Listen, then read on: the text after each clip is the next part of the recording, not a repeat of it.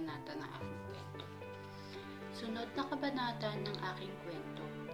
Ito ay tungkol sa dalawang pamilya na inilapit sa akin ng aking mga kaibigan. Pamilya kung saan sa pinansyal na pangangailangan ay kulang at iniwan ng ina na dapat ay nagsisilbing ilaw ng tahanan. Ngunit sarili lamang nila ang pinapahalagahan. Kaya ako ay naantig sa kanilang kalagayan. Nakita ko na tanging ama lamang ang naiwan para sa nag-aaruga sa mga batang nahihirapan. Ngunit di naging hadlang kahit nahihirapan kanilang pinagsikapan. Pinilit buhayin ang mga anak na nangangailangan. Ako ay napaluha sa kanilang kalagayan. Kaya pinilit kong kahit papaano sila ay matulungan. Unang pamilya na nilapit sa akin ng aking mga kaibigan. Isang pamilyang nakatira sa Cavite, pamamasuro ang ikinabubuhay. Pinagsikapan ng ama nilang kahit may kapansanan, di normal ang pamumuhay. Nangangalakal ng basura ang kanilang ama sa pilay. Tribo at normal ang kanyang paglakad. Ngunit pinipilit igapang maliliit na anak.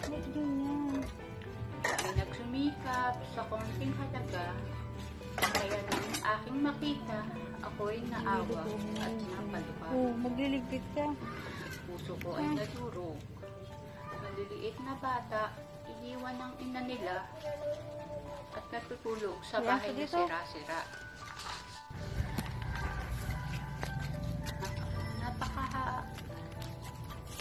Pupuntahan ko na po yung bahay ng mga bata. Dadalhin ko itong linoleum na ilalagay. Para sila aking matulungan. Para malinis na yung kanyang sahig. Para mapaganda. Para may hihigaan na sila. Ako ay napaluha. Nakita ko ang ngiti ng mga bata sa kanilang regalo. Namin sa kanila, sila ay napakasaya. Hello, Totoy. Hindi mapapantayan sa Hoy, sino kasama niya?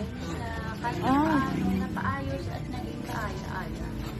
Sapat na para matulugan at matulungan nila. Dahil sa at masaya, proteksyon sa init at lamig ng mga masas na bata. Ang ikalawang pamilya ay ganun din ang sitwasyon. Iniwan din ng ina na dapat ay gagabay sa kanila. Ako ay naawa, di mapigilang mapaluha. Pilit nilang kinakaya kahit wala silang matatawag na ina. Pero sa linggo ko, sa kanilang ama na napakasipag mo sa kanila. Kahit anong trabaho pinapasok nila,